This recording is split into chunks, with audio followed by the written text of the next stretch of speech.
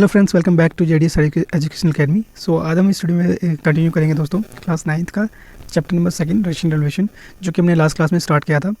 और इस Russian revolution को हमने टोटल 5 पार्ट्स में डिवाइड किया था।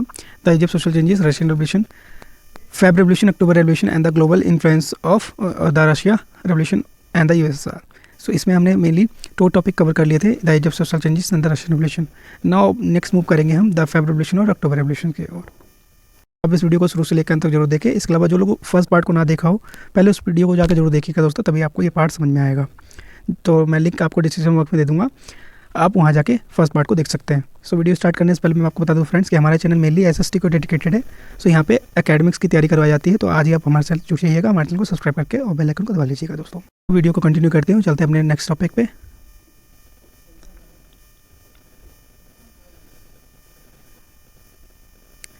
हाँ जी, सो मैंने आपको बताया था कि जितने भी रीजन थे, bloody Sunday, Russo Japanese war, Russifications या फिर आइडियोलॉजिकल रेवोल्यूशन और फर्स्ट वर्ल्ड वॉर, ये सारे रीजन की वजह से क्या हुआ दोस्तों, एक 2 इंपॉर्टेंट रेवोल्यूशन हुए, that is October revolution, Feb revolution और अक्टूबर रेवोल्यूशन। तो ये 2 रेवोल्यूशन को हम 2 फेज में कवर करेंगे, फेज़ 1 और फेज़ 2। सो देखते हैं, पहले हम एक बेसिक जो चीज़ है जो आपको समझनी बहुत ज़रूरी है, जिसमें बच्चे अक्सर कन्फ्यूज़ होते हैं थ्योरी पढ़कर, कि जो डेट होती है फेब रेवोल्यूशन की वो 27 फरवरी दी होती है, कहीं पे 12 मार्च दिया होता है। अक्टूबर रेवोल्यूशन का फेज़ 2 आप कहीं पे 24 अक्टूबर दिया होता है, कहीं पे 7 नवंबर दिया होता है। तो इसमें बच्चे अक्सर कंफ्यूज होते हैं कि भाई कभी फेब बता रहा है, कभी मार्च बता रहा है, कभी अक्टूबर बता रहा है, कभी नवंबर बता रहा है। तो इसमें बेसिक डिफरेंस क्या है, ऐसा क्यों है, तो मैं आपको क्लियर कर देता हूँ friend. So mainly Feb revolution और अक्टूबर रेवोल्यूशन 2 फेसेस में कवर होंगे हमारी ये रेवोल्यूशन 1917 में।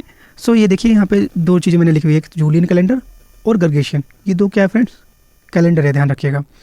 जो गर्गेशियन कैलेंडर है वो क्या है, वर्ल्ड कैलेंडर, यानी पूरे यूरोप में चलता है, जबकि जो जूलियन कैलेंडर है वो कहाँ चलता है दोस्तों, रशिया में ओनली। इतनी बात क्लियर हुई। अब मैं आपको बताता हूँ इन दोनों डेट के बीच में डिफरेंस क्यों है। सो फेज फर्स्ट जो है Feb revolution according to Julian calendar, वो कब होता है आपका 27 फरवरी को, क्लियर हुआ। और अकॉर्डिंग टू गर्गेशियन कैलेंडर जो फेब रेवोल्यूशन है फेज फर्स्ट को, फरवरी रेवोल्यूशन, वो कब होता है दोस्तों, 12 मार्च को। इतनी बात क्लियर। सेम ऐसे ही phase second October revolution according to Julian calendar होता है आपका अक्टूबर 24 को, और अकॉर्डिंग टू गर्गेशियन कैलेंडर कब होता है फेज सेकेंड आपका अक्टूबर रेवोल्यूशन 7 नवंबर को। सो ऐसा क्यों है, तो ऐसा इसलिए फ्रेंड क्योंकि जो वर्ल्ड कैलेंडर है गर्गेशियन, वो 13 दिन क्या होता है, आगे होता है जूलियन कैलेंडर से। इतनी बात क्लियर हुई। जो गर्गेशियन कैलेंडर है वो 13 डेज आगे रहता है आपके जूलियन कैलेंडर से, इसलिए इन दोनों डेट के बीच में इतना डिफरेंस है। सो बच्चे यहाँ पे कंफ्यूज होते हैं। तो आई होप आपके डाउट्स को क्लियर कर दिया है मैंने। अगर फिर भी ना समझ में आया दोस्तों, तो आप कमेंट बॉक्स में लिख के मेरे से पूछ सकते हैं। पसंद आ गया हो तो प्लीज़, समझ में आ गया होगा फ्रेंड, तो हमारे वीडियो को लाइक जरूर कर दीजिएगा। लाइक करके आप बता दीजिएगा कि हाँ हमें समझ में आ गया, क्लियर हो गया फ्रेंड। तो ये डिफरेंस था दोनों के बीच में। अब हम देखते हैं अपने रेवोल्यूशंस को। So the Russian revolution, so Feb revolution and October revolution, clear हुआ, 2 पार्ट में डिवाइड हुआ था। उससे पहले एक ग्रुप था, उसका नाम क्या था दोस्तों, सोशलिस्ट डेमोक्रेटिक पार्टी और लेबर पार्टी, जो कि 1898 में बना था, जिसे सीक्रेटली चलाया जाता था। जिसके लीडर कौन थे, मेनली पॉल का नेम, ध्यान रखिएगा। और ये मेनली क्या था, लेबर पार्टी था। अब क्या हुआ, 1903 में ये जो ग्रुप था एसपीडी पार्टी, वो 2 पार्ट्स में डिवाइड हो जाता है, मेंशेविक पार्टी और बोल्शेविक पार्टी, जिसके बारे में मैंने आपको स्टार्टिंग में बताया था। सो मेंशेविक पार्टी का मतलब सिंपल है, Menshevik means minority but large member. Menshevik का मतलब माइनॉरिटी लोग, इसमें गरीब लोग ज़्यादा आते हैं, बट यहाँ पे मेंबर ऑफ क्या होंगे, ज़्यादा होंगे। तो ये बेसिक डिफरेंस है। और पीएम कौन है यहाँ पे, लीड कौन करेगा मेंशेविक पार्टी को, तो केरेंस्की, क्लियर हुआ। Where is the Bolshevik party means, Bolshevik means majority but less member. जो बोल्शेविक पार्टी है वो मेजोरिटी में रहेंगे, इनमें ताकतवर लोग होंगे, लेकिन इनके मेंबर कैसे होंगे फ्रेंड, कम होंगे। और इसके लीडर कौन कौन है बोल्शेविक पार्टी के मेनली, तो लेनिन, स्टालिन, टॉल्स्टॉय। ध्यान रखिएगा 3 लीडर है, बट मेन लीडर कौन होंगे आपका, Lenin.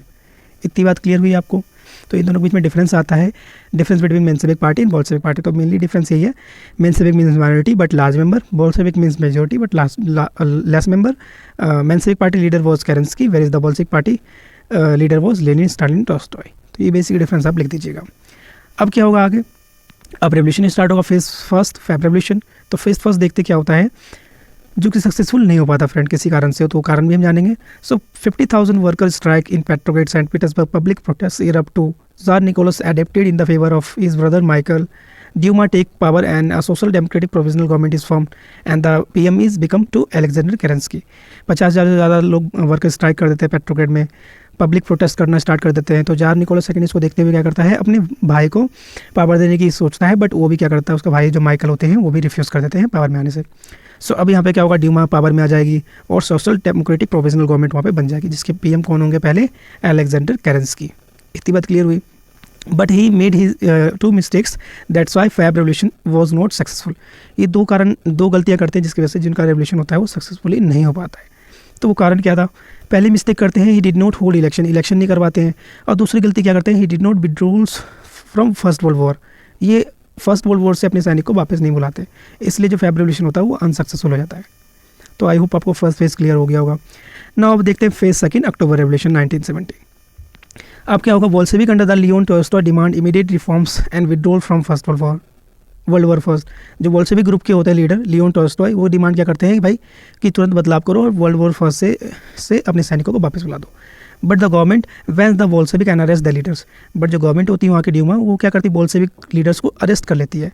And the army tries a coup in August and Kerensky asked Bolshevik and its red guard to defend the government. तो अब क्या होती है, आर्मी वहाँ पे पूरी तरीके से कब्जे में कर लेती है केरेंस्की को भी, गवर्नमेंट को भी। तो अब जो केरेंस्की होती है वहाँ के पीएम, वो बोल्शेविक लीडर से क्या करती है, हेल्प मांगती है और उसकी जो आर्मी होती है रेड ग्रुप, उनसे कि हमारे गवर्नमेंट को क्या करो, डिफेंड करो। क्लियर हुआ। तो ये ध्यान रखिएगा, जो बोल्शेविक पार्टी के गार्ड है उनका नाम क्या है, रेड गार्ड, क्योंकि वो रेड ड्रेस पहनते थे इसलिए उनका नाम क्या पड़ गया, रेड गार्ड। ना अब क्या होगा, रेड गार्ड स्टे इन पेट्रोग्रेड। अब रेड गार्ड आ जाती है पेट्रोग्रेड में, सेंट पीटर्सबर्ग में, आफ्टर द फेल्ड कोप। ठीक है, जब उनकी जो कोप होती फेल हो जाती है इस रेवोल्यूशन को बचाने से, गवर्नमेंट को बचाने से। सो नाउ अब लेनिन यहाँ पे आएगा। Lenin returns and give his famous speeches. Lenin came in April 1917 back in Russia में ना वापस आते हैं 1917 में, और एक फेमस स्पीच देते हैं, become the leader of Bolshevik and the 3 demand called April thesis. अब यहाँ पे लेनिन वापस आते हैं अप्रैल 1917 में और बोल्शेविक को लीड करते हैं, और आते ही सबसे पहले 3 डिमांड करते हैं जिसको क्या बोला जाता है, अप्रैल थीसिस बोला जाता है। तो यहाँ से एक मोस्ट इंपॉर्टेंट टॉपिक बन गया, that is what do you mean by April thesis, Lenin April thesis. ठीक है, तो ये 3 डिमांड क्या होता है, पहली डिमांड नेशनलाइजेशन ऑफ बैंक, कि बैंक को नेशनलाइज करो। Second, withdraw from First world war, कि अपने सैनिकों को फर्स्ट वर्ल्ड वॉर से वापस बुलाओ। And the last one is to hand over form farmer and the back to them from landlords, कि जो फार्मर है उनकी लैंड को वापस कर दिया जाए लैंडलॉर्ड से लेके। सो ये 3 डिमांड को क्या बोला जाता है, April thesis. So I hope आपको क्लियर हो गया होगा फ्रेंड। मैंने बहुत ही ईजी वे में अपने हैंड रिटन नोट्स में लिखा हुआ है सारी चीज़ें, ताकि आपको ईजी वे में समझ में आ जाए टॉपिक। नाउ अब क्या होगा, 3 डिमांड के बाद अब लड़ाई स्टार्ट होगी। So according to the Lenin farmer were not united, few were weak and few were small due to the social and the financial condition. Lenin के अकॉर्डिंग वो जानते हैं कि जो फार्मर है वो यूनिफाइड नहीं है, यूनाइटेड नहीं, एक साथ नहीं खड़े हो सकते, क्योंकि कुछ लोग अमीर है, कुछ लोग गरीब है, कुछ लोग छोटे हैं, कुछ लोग बड़े हैं। और ऐसा इसलिए है क्योंकि उनका फाइनेंशियल कंडीशन क्या है, अलग अलग लोगों की। So hence he wanted a group of labour, तो इसलिए वो क्या चाहते थे, एक ग्रुप ऑफ लेबर की ग्रुप बने, जिससे क्या बोला गया, सोवियत। क्लियर हुआ। So they attack with the red army on the king palace and become new kings in 1970 and brought communism in Russia bloodless. So अब क्या करते हैं, ग्रुप ऑफ मेंबर जो सोवियत है और रेड आर्मी के साथ अटैक करते हैं गवर्नमेंट पे, और फाइनली ये पहले किंग बन जाते हैं वहाँ के रशिया के, जो बिना ब्लड के, बिना खून खराबे के जीत जाती है जंग। क्लियर हो गया। अब क्या होगा, जीत तो जाएंगे, बट अब जो भी अभी भी रेड आर्मी की जो अगेंस्ट में होंगे वो कौन होंगे, वाइट ग्रुप और ग्रीन ग्रुप। ये बेसिकली क्या है, सिविल वॉर से रिलेटेड है, कि लड़ाई के बाद फिर भी आपस में लोग लड़ते हैं उस अंदर ही अंदर। सो रेड ग्रुप में मेनली बोल्शेविक पार्टी आता है, वाइट ग्रुप में मेनली कौन कौन आते हैं, जो मोनार्की को सपोर्ट करते हैं, ज़ार निकोलस II को, लैंड लॉर्ड्स, एरिस्टोक्रेट्स, चर्च वाले, मेंशेविक पार्टी लोग, और इसके साथ साथ सपोर्ट कौन करता है, यूके, फ्रांस और यूएसए। बट फिर भी इसे ये रेड ग्रुप जो होती है वो हरा देते हैं। और ग्रीन रेवोल्यूशन में मेनली सोशलिस्ट पार्टी आती है सारी। क्लियर हुआ। So USSR establish as the one party of the socialist state with in Lenin as the first premier dictatorship of proletariat. Clear है। तो फाइनली यहाँ पे सोशलिस्ट कम्युनिज्म स्टैब्लिश कर दिया था, जिसके पहले प्राइमरी पीएम कौन बनते हैं आपके, लेनिन। सो यहाँ पे first phase and first second cover हुआ, और फाइनली रशिया क्या हुआ दोस्तों, आज़ाद हो गया। ना हम लास्ट टॉपिक करते हैं, दैट इज़ इम्पैक्ट। ये अब इम्पैक्ट क्या पड़ा, तो आपको पता है इम्पैक्ट क्या होगा फ्रेंड। मोनार्की सिस्टम खत्म होगा, end of the monarchy is one of the largest empire, communism form its practical shape. अब जो कम्युनिज्म का एक थॉट था उसे प्रैक्टिकल शेप दिया गया। Nationalisation of all resources, abolition of private property, है ना, रिसोर्सेज को नेशनलाइज किया गया, प्राइवेट प्रॉपर्टी को बैन किया गया, कम्युनिज्म को स्टैब्लिश किया गया, 5 ईयर प्लान स्टैब्लिश किया गया यूएसएसआर में 1928 में, और इंडिया ने भी 5 ईयर प्लान यहीं से लिया था 1952 में। First revolution is to establish true equality, पहला ऐसा रेवोल्यूशन था जिसमें ट्रू इक्वालिटी लोगों को मिला। Lenin died after the Stalin become the president, Stalin was called iron man of Russia. Lenin की डेथ के बाद क्या हुआ, स्टालिन जो थे दूसरे ग्रुप बोल्शेविक पार्टी के लीडर, उनको वहाँ का पीएम बनाया गया, प्रेसिडेंट बनाया गया, जिससे क्या कहा गया दोस्तों, आयरन मैन ऑफ इंडिया कहा गया। He was dictator, he suppress the right of the people and he remains the president till second world war beginning. और फिर ये धीरे धीरे ये भी डिक्टेटर बनता चलेगा स्टालिन, और ये तब तक वहाँ के प्रेसिडेंट बने रहे जब तक कि सेकेंड वर्ल्ड वॉर स्टार्ट नहीं हो गया, यानी 1939 तक। क्लियर है फ्रेंड? सो ये आपका पूरा रशियन रेवोल्यूशन था। आई होप आपको दोस्तों समझ में आ गया होगा। अगर हमारी वीडियो पसंद आए दोस्तों तो प्लीज़ से लाइक करिएगा, और जो लोग हमारे चैनल पहले बार आए दोस्तों मेरे चैनल को सब्सक्राइब जरूर कर लीजिएगा। So thank you so much friends and all the best for your term two examination.